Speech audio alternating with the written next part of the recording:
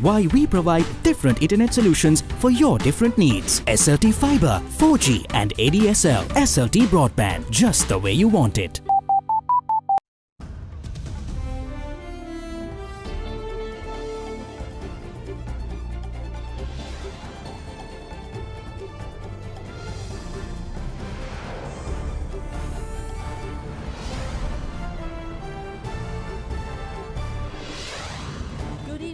Making headlines first at 9. Spanner in the works. Former Northern Chief Minister contradicts the government's Tamil phraseology of the term unitary state, saying the people were hoodwinked. Wrath of the head of state. President Maithripala Sirisena scorns corrupt non-governmental organizations for influencing Sri Lanka's internal politics. Solution to the menace. A private company comes up with the technology to halt the march of the fall armyworm or Sena caterpillar. All but a shutdown. Temperatures plummet in the US Midwest as a polar vortex brings about a big freeze.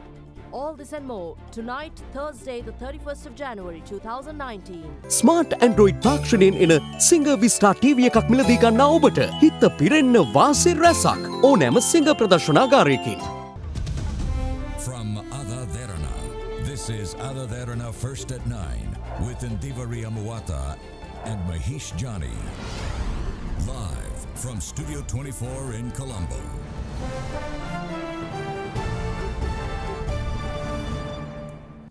And a warm welcome to First at 9. Good evening, Mahesh. Good evening, Indivari. I think we're hearing news of the USA, several states frozen, Indeed. ice, snow, and I think these cities have come to a standstill. But how much is global warming responsible for this? The funny thing is, President of the United States, Donald Trump, just tweeted out early in the morning today, saying that, you know, it's so freezing in the States.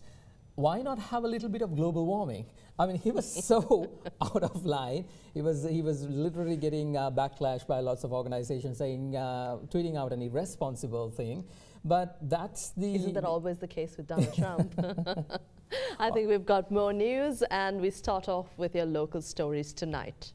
Indeed. Now, President Maithripala Sirisena directed his scorn at what he called links of non-governmental organizations to the country's internal politics. Addressing the ceremony organised to mark the opening of the Sri Lanka Freedom Party's district office in Colombo today, the head of state highlighted the need to identify patriotic forces in moving ahead, given the fact that 2019 is an election year. Most join us when we win and leave when we lose. Therefore, we have a challenge. This year is an election year. It will be a year to form a new government. We have to go forward with a patriotic movement led by the Sri Lanka Freedom Party. We should not try to defeat parties or leaders, but we should recognize the forces against the people and the country and defeat them. During the last 4 years, we defeated violence, but we failed in defeating corruption. Corruption is everywhere in the country. The corrupt forces are more powerful in the society. There are a number of such corrupt non-governmental organizations in the country, and they are influencing the country's internal politics. Therefore, we need to identify patriotic forces and move forward in forming a government which is people and party friendly.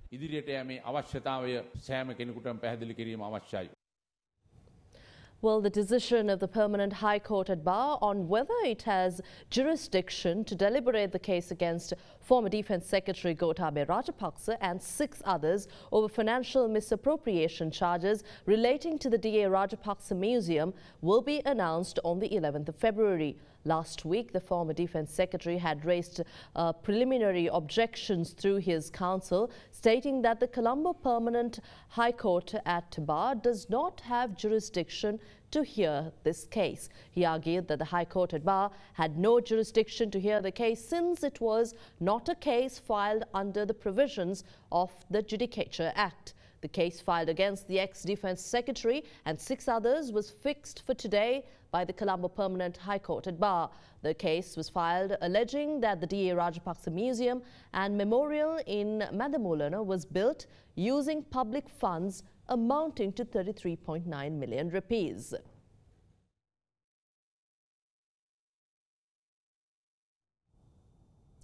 Opposition leader Mahinda Rajapaksa believes that the President and the Prime Minister are once more at loggerheads.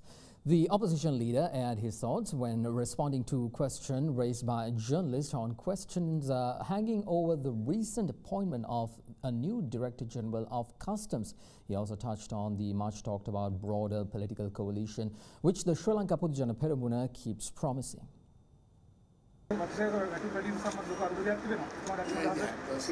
කම්කරුවට ඉල්ලන වටුප දෙන්න ඕන සරිලන වටුපක් ඒක තමයි දැන් අර කොමසාරිස්ගේ මාරු කර තියෙනවා රේගියේ ඒ ප්‍රශ්නේ විසඳලානේ తాවකාලික විසඳුමක් දීලා තියෙනවා හැබැයි ඉතින් මේ ප්‍රශ්නේ අවුල් කරා ජනාධිපති කැබිනට් එකේ පවා නොකතා එකනේ ෆයිටින් එකේ සම්ම ඔය ඒක තමයි ගැටුමක් තියෙනවානේ දැන් ජනාධිපතිතුමායි අගමැතිතුමා ආණ්ඩුවයි අතර ගැටුමක් ඇවිල්ලා ඒකේ පුළු සංධානයක් ගැන කතා වෙනවා ඔව් පුළු සංධානයක් සඳහා අපි යනවා අපි දැනට සාකච්ඡා කරගෙන යනවා ව්‍යවස්ථාව හදාගෙන යනවා ඒකේ වගකීම් බාර දීලා කොමිටියක් පත් කරලා තියෙනවා ඒ අනුව හදලා අනිත් පක්ෂ වලට ආරාධනා කරනවා ඉතින් උතුල බලන්නේ සංධානයක් විතර දෙන්නේ අනාගතේ යෝ දැනට සංධානයක් ඉන්නේ අපි ඒකාබද්ධ විපක්ෂය කියලා හඳුන්වන මොකු පුළුල් සංධානයක් එකේ තියෙන්නේ ඒකට දැන් එක්කවුනේ ශ්‍රී ලංකා නිදහස් පක්ෂය කබලේ පළාත් සභා ඡන්දය තාමත් නොතියන සම්බන්ධ ඇත්තටම මේ ආණ්ඩුව මැතිවරණයකට බයයිනේ ඔක්කොටම පරාජය වෙනවයි කියලා දන්නවා ජාතිකම් සංකල්ප ගැන කතා වෙනවා ඒ අර ඇමතිකම් වැඩි කරගන්න ඒක බොරුවක් ඊට ජනාධිපති මේ පක්ෂයක් හදාගන්න සුබ පතනවා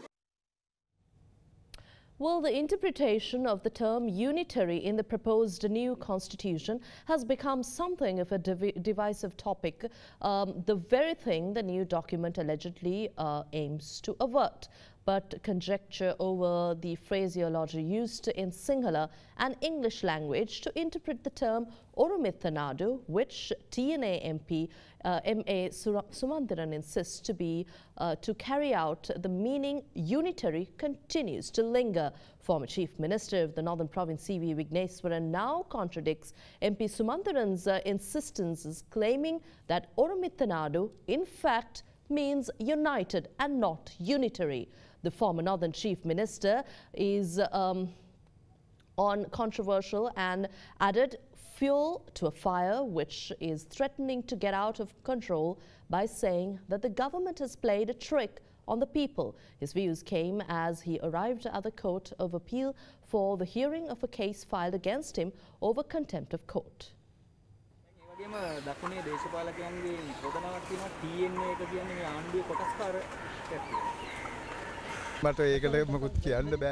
I don't want to comment on that, but I withdrew from the TNA and formed a new party because they did not fulfill the word given to the people.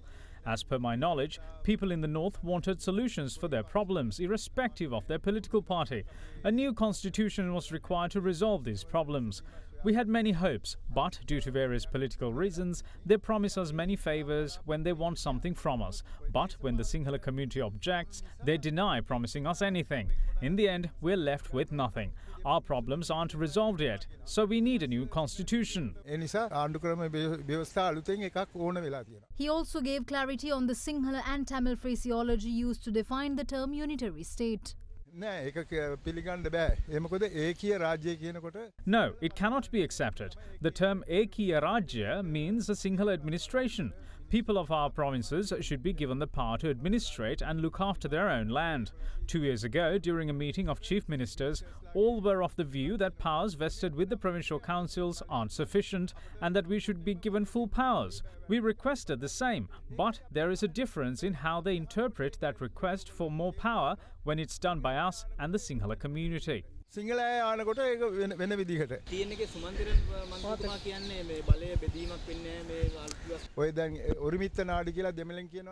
term Orumithanadu means united, not unitary. This is an attempt to deceive the public.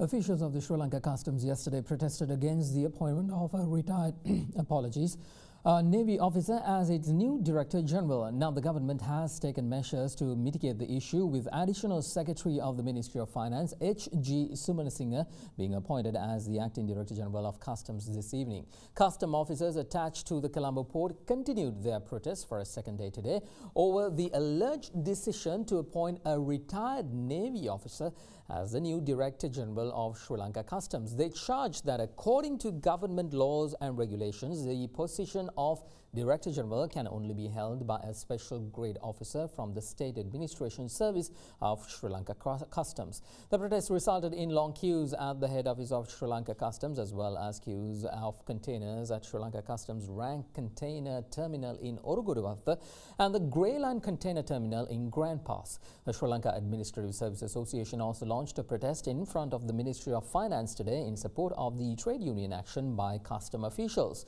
Custom officials at the Katnayake Airport, however, did not engage in this trade union action.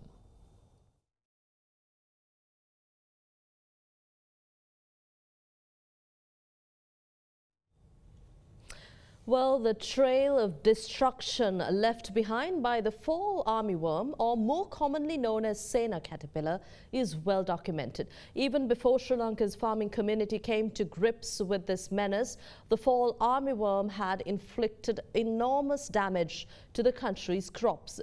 Thousands of acres of crops were destroyed in a very short span of time. Any attempt to eradicate or control the infestation seems to be of no use. And Mahesh, we also saw that over the past few weeks how farmers from all parts of the country were left frustrated with the lack of solutions in mitigating this destructive effect of the armyworm or Sena. Now, indeed, now with answers not forthcoming from within the island, government even imported a special batch of virus from the United States, which is said to be capable of combating the pest, but that is still in its research stage. In this backdrop, we at First at 9 learned of a promising new technology developed by a private company in Sri Lanka. Tonight, we bring you a special report on the fall armyworm. The fall armyworm, or Sena caterpillar as used by local media, is one that is native to the Americas and was first reported in Africa in 2016. Since then, it has spread to over 40 African countries, destroying thousands of acres of crops in its path. The caterpillar then gripped India, Sri Lanka's closest neighbour, in May last year. By the end of 2018, the fall armyworm invasion had reached Sri Lanka and within 2 months became the most ominous threat to the country's agriculture in its history. With a sweet tooth for corn, the caterpillar has destroyed over 33,000 hectares of farmland in Ampara district alone and over 50% of the country's corn crop. When corn is off-season, the fall armyworm is able to feed on more than 180 types of crop, including paddy, sugarcane, green gram, other vegetables and fruits. The pest is considered to be impossible to eradicate due to a number of reasons. With a strong immune system, it is believed to have an extraordinary ability to adapt to various environmental conditions, climate changes, and even has the capability to change against different types of pesticides. This highly active nocturnal insect, as a fully grown moth which can travel up to 100 kilometers overnight, lay between 200 to 300 eggs at a time. That makes it one of the fastest breeding members of its insect family. It is, however, during the insect's larva stage that the fall armyworm inflicts the most damage to a country's agricultural sector. Even before growing into a half-an-inch long caterpillar, it consumes over 20% of what it will consume in its entire life cycle. By the last stages of its larva span, the caterpillar becomes capable of consuming at least 75 to 80% of the total biomass of their target crop. Following this mass destruction, it will then burrow into the soil of the cropland and pupate for about 2 weeks before transforming into a moth to spread its demolition across another field of crop. Any attempt to eradicate this menace, which is the fall armyworm, has proven futile thus far. The Department of Agriculture has already warned against the extensive use of pesticides in infested land in a bid to stop the fall armyworm from adapting to chemical components. The only solution against this caterpillar, as outlined by the Department of Agriculture, is mass burning of crop as soon as an infestation is detected. On Tuesday, the Entomology Division of the Horticultural Crop Research and Development Institute imported a special batch of virus capable of combating the caterpillar from the United States. The institute is currently conducting extensive research into this batch of virus. Many researchers are currently underway to eradicate or control this insect menace that has already dealt severe damage to the agricultural sector of Sri Lanka. It is in this backdrop that First at 9 learned of a promising technology that successfully inhibits flight and mating activities of the fall armyworm during its moth stage. Developed by the Japanese-owned Board of Investment Enterprise in Electronic Manufacturing Services, TOS Lanka Company Private Limited, this moth-repellent system targets all types of nocturnal moths. Developed as an LED light bulb which emits a yellow light during the night, the technology deceives the insect into believing that it's daytime and in turn tricks the moth into changing its habitual practices. The LED bulb acts as a kind of a repellent of the night activities of the moths, where it prevents moths from laying of eggs, as well as then in turn it prevents production of caterpillars which destroys the crops. This Sena moth, it is also a night moth. This technology can be used to effectively control this Sena moth also. Currently, this technology is widely used in Japan to successfully combat all types of nocturnal moths in the country. So what are the chances of Sri Lanka benefiting from this? These test results have shown a proven results for Sodeptera family, where this Sena or the fall armyworm also belongs to. Therefore, we again started experimenting this product in the Sri Lankan extent with the Department of Agriculture. We successfully conducted an experiment for cabbage in 2019, and also right now there are two ongoing experiments. One is again for cabbage in test fields of Horticultural Crop Research and Development Institute in Kannurua, and also there is another experiment is going on for okra in Mirigama. With the invasion of the fall armyworm, Sri Lanka's agri-sector faced a dramatic slowdown. Given the serious implications of the insect's free reign, the need to arrest the spread of this pest at any stage of its life has taken utmost importance. Now it is up to the government to take this method of eradication and apply it responsibly, while also lending an ear to other researchers in case there might be other successful methods to get rid of this pest, because it has become abundantly clear that the government alone cannot fight this battle. Well, to discuss this battle against the fall armyworm infestation, or the Sena attack as we commonly identify this outbreak damaging crop in Sri Lanka, we've invited to our studios Mr. Merrick Gunaratne, who is the Executive Director of TOS Lanka. I think, Mr. Gunaratne, we saw this solution that your company, together with the Japanese investor, is introducing. But first, I think we'd like to clarify with you about this solution itself. How long has this experiment been conducted? This solution is based on intensive academic research done in Japan by a famous professor called Shinoda and his partner, Professor Honda, who have produced the research outcome as published documents, and this effort has been done in Japan's premier agricultural institute in the prefecture of Ibaraki, and the findings were picked up by globally reputed electronics ESDM company, which then started producing this particular electronic solution, which is based on a LED lamp system which repels the moth based on what the scientists call the compound eye.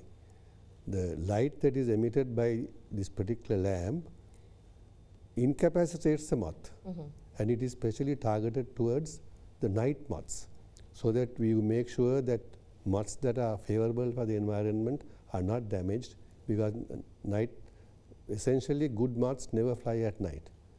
Okay. So nocturnal moths are the destructive moths. So does this mean moths and insects that are advantageous to our agricultural process will not be hurt through this absolutely process? Because moths that are advantageous to agricultural agro-system never fly at night.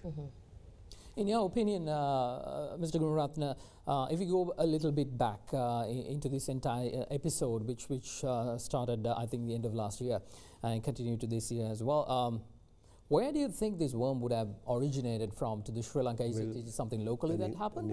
Intelligent guess would be that it has come from a neighboring country through some agriculture-derived product. So right now you've been talking about this new technology. Has it been tested, or is it in that stage, or can it be applied to the issues that we are facing right now? As I said earlier, the research outcome of those two professors was picked up by this ESDM company, and then the product was extensively tested in Japan. And it has been found very effective for a whole series of crops which are relevant to Sri Lankan agriculture as well. Relevant by that you say that even to our climate. If to our climate in Japan, it's quite different. Yes. For example, it has been tested extensively in Hiroshima, and the climate in Hiroshima is not that much different from the climate in Sri Lanka.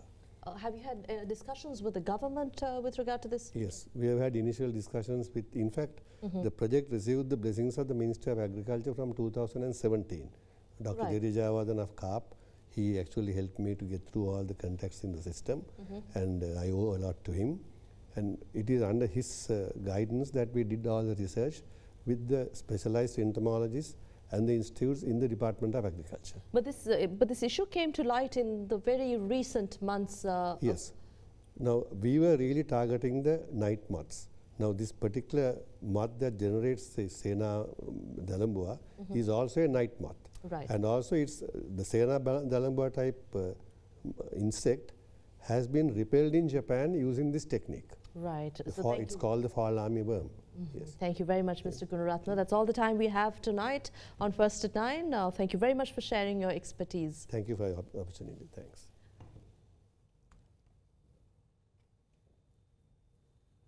And we move on to other local stories. The very first Broadcasters Symposium of Sri Lanka was held in Colombo today. The symposium focused on various issues faced by the media industry of the nation and aspects that can be improved.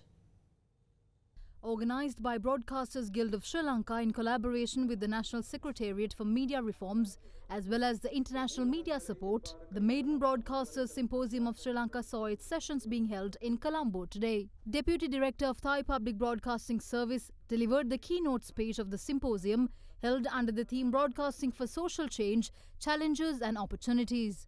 There was this big landslide of media disruption, which all of you here, I'm sure, must have experienced it.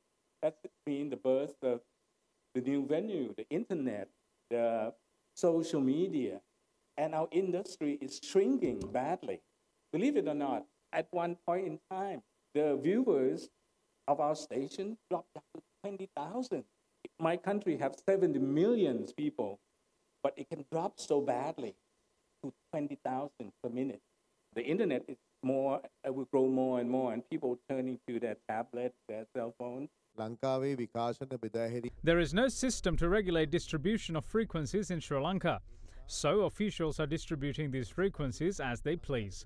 We need a specific law to regulate this, and for that, an independent institution is required. It is wrong for politicians or governments to distribute frequencies as they do now, and a law must be introduced. Public are currently more inclined towards social media. For an example, even if we don't report an accident on our TV stations, it will usually be circulated on social media. We no longer can make that change in perceptions because public are now interested in social media. It is a challenge for us to face that change. Let's take a short commercial break. We'll be right back.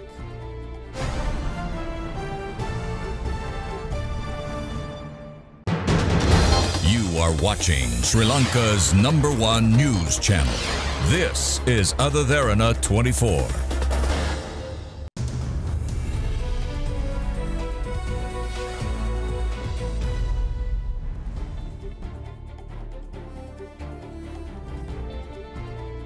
Welcome back, everyone. On to business news now. Well, the Minister of Tourism Development, John Amarathunga, says it has been made mandatory for Chinese tourists to be accompanied by a local tour guide in addition to their own tour guides when visiting in Sri Lanka. The minister said the move is for the safety and benefit of tourists visiting in Sri Lanka. China is the second highest source of tourists to Sri Lanka, with the number of arrivals last year nearing 266,000. Although in December last year, arrivals from China dropped 4% year-on-year, Tourist Authority in Sri Lanka expect over 300,000 tourists from the country this year. Well, the subject minister, said this speaking at the launch of the guidebook, Consular Protection and Assistance for the Support of Chinese Nationals Visiting in the Island. We have recorded a figure of 266 Chinese tourists to this country. The fact remains that most Sri Lankans do not know the Chinese language. However, I am aware with every Chinese group there is your own guide who accompanies. We have no objection to that. We welcome that. But on own advantage of those visitors, we have made it mandatory that they should be accompanied by a Sri Lankan guide. That is for the benefit of the tourists, so as to know where they are going and what they are seeing and what Sri Lanka can offer to them. I am happy to state that Sri Lanka Tourism will extend the fullest cooperation to ensure that the guidebook is distributed to all Chinese nationals who are arriving in this country. December is normally considered the month for the highest number of tourist arrivals, but I noticed that there was a small drop of 4% in Chinese visitors last month. I guess that was due to the political crisis that we experienced in the last 2 months of last year. Now Sri Lanka is back to normal. It's my hope that arrivals from China will cross the 300,000 mark. China's increased economic engagement with Sri Lanka, especially through the port city in Colombo, is now ready for building and construction. Will certainly attract a greater number of Chinese visitors, workers alike, all of whom we welcome with our open arms. France, Germany and Britain have set up a European mechanism for non-dollar trade with Iran to avert US sanctions. Although diplomats have acknowledged this mechanism is unlikely to yield big commercial transactions, Tehran says it needs to keep a nuclear deal afloat. Washington's major European allies opposed last year's decision by President Donald Trump to abandon the 2015 deal under which international sanctions on Iran were lifted in return for Tehran accepting curbs on its nuclear program. Iran has threatened to pull out of the deal unless the European powers make it possible for it to receive economic benefits. The Europeans have promised to help companies do business with Iran as long as it abides by the deal. And world stocks surged to their best January on record after the U.S. Federal Reserve said it would pause its 3-year interest rate rise campaign. The statement came as a soothing sound to world markets as the U.S. Central Bank is assessing the weakening of its economy. Crucially, it also said that the rundown of its balance sheet or the stockpile of bonds it has accumulated over the past 10 years of quantitative easing could slow too. That ticked all the boxes for financial markets and saw Europe's bulls push London, Frankfurt and Paris up 0.7 to 1% after Wall Street and then Asia had both charged overnight. Added together, it lifted the $4 trillion MSCI World Stocks Index, which tracks 47 countries, up 0.5%. For January, it is up more than 7.2%, which is its best January since the index began in 1988 and the best performance in any month since December 2015. Let's now take you to the Colombo stock market. The all-share price index ended 0.02% weaker at 5,989.90 today. Turnover was 442 million rupees, nearly half of last year's daily average of 834 million rupees. Foreign investors net sold 82.5 million rupees worth of shares today, and there have been net sellers of 2.3 billion rupees worth of stocks so far this year. Now here is Nisansala Kurupumudali from First Capital Holdings with a full report. The bourse ended in red for the second consecutive day to the negative sentiment dragged down by Dialogue and Melstar Co. 26% of the trade consists of crossings on Ceylon Tobacco, while RCD had the highest traded volume, followed by MTD Walkers and Orient Finance. A net foreign outflow was witnessed amidst a high foreign participation. In the bond market, the secondary market yield curve continued to experience a parallel shift downwards amidst the buying interest stemming from foreign counterparties. Foreign buying predominantly centered on mid to long-term maturities, and at the primary bond auction, the 1/8/21, 15/1/27 accepted at a weighted average of 1085 and 1130. While following the auction, 15/1/27 was seen trading at 1120 and 1/8/21 at 1085 to 1080% range. And Sri Lanka's rupee rose 0.5% and posted a gain of 2.4% for the month as foreign investors purchased government securities, while Fitch rating agency revised down forecast for the currency for 2019 and 2020. Now, a report released by Fitch Solutions Macro Research, a subsidiary under the Fitch Group, revised its average forecast for the Sri Lankan currency to weaker at 186 rupees per US dollar for this year and 192 rupees in the next year for the previous 177 and 183 rupees respectively.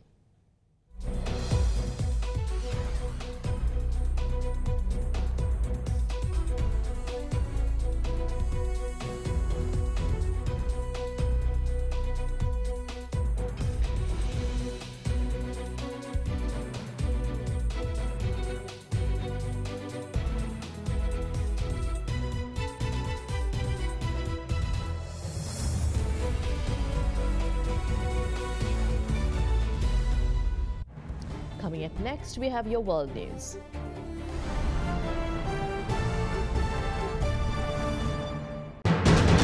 You are watching Sri Lanka's #1 news channel. This is Other Derana 24.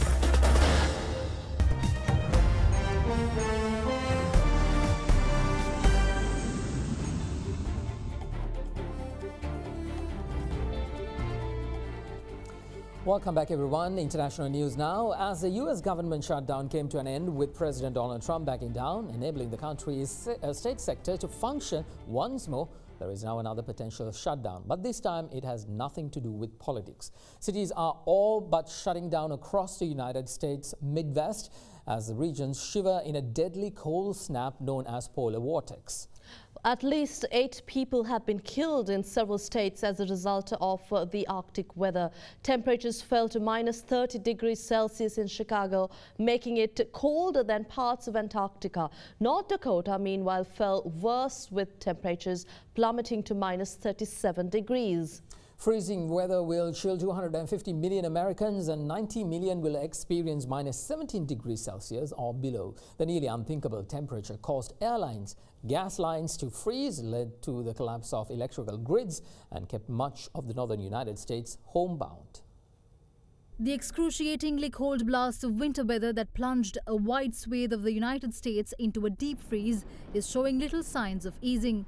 The Midwestern metropolises of Chicago, Minneapolis and Detroit were among areas feeling the brunt of the polar vortex-powered weather. Snow fell throughout yesterday from the Great Lakes into New England, and as much as 24 inches was forecast in the state of Wisconsin and 6 inches in Illinois. States of emergency have been declared in the Midwestern states of Wisconsin, Michigan and Illinois, and even in the normally warmer deep south states of Alabama and Mississippi. The U.S. National Weather Service is sounding warning of frostbite within just 10 minutes of being outside in such extreme temperatures. 20 million people in the continental U.S. are expected to experience temperatures of -28 degrees Celsius or lower by the week's end. Flights have been severely disrupted by the big freeze, with Chicago's O'Hare and Midway airports alone having more than 2,000 flights cancelled from its 2 main airports. Officials across multiple states have linked at least 6 deaths to the extreme weather, including several people who may have frozen to death. The phenomenon caused surreal scenes throughout the region, such as steam rising off the waters of Lake Michigan. But one of the eye-catching effects brought on by the phenomenon is the Niagara Falls being solidified into frozen stillness. With plummeting temperatures, blocks of ice are also covering the river, winding through downtown Chicago. On to sports. Minister of Sports Harin Fernando says that he met the Sri Lankan cricket team in Australia last night. Taking to Twitter yet again, the minister went on to say that he went to Australia to give the players confidence and assurance that the ministry will back them to do well. The minister added that this tour is funded by himself, clarifying that he did not use funds from the Sri Lanka Cricket or the Ministry of Sports. Meanwhile, the second test between Sri Lanka and Australia will get underway in Canberra tomorrow, with Australia leading the 2-match series 1-0. There are doubts over Suranga Lakmal's presence in the team tomorrow due to the fast bowler suffering an injury. All emotions ran high as Nantes paid tribute to their former player Emiliano Sala yesterday in their first game since the Argentine went missing in a light aircraft over the English Channel. Fans unveiled banners for Sala, most notably a giant Argentinian flag, and all of Nantes players had Sala's name on the back of their shirts. A portrait of Sala was unfolded on the centre circle as the players stepped onto the pitch to chants of Emiliano Sala from fans. The 28-year-old had been en route from Nantes with pilot David Ibbotson to make his debut for Cardiff City when the plane disappeared over the English Channel on the 21st of January.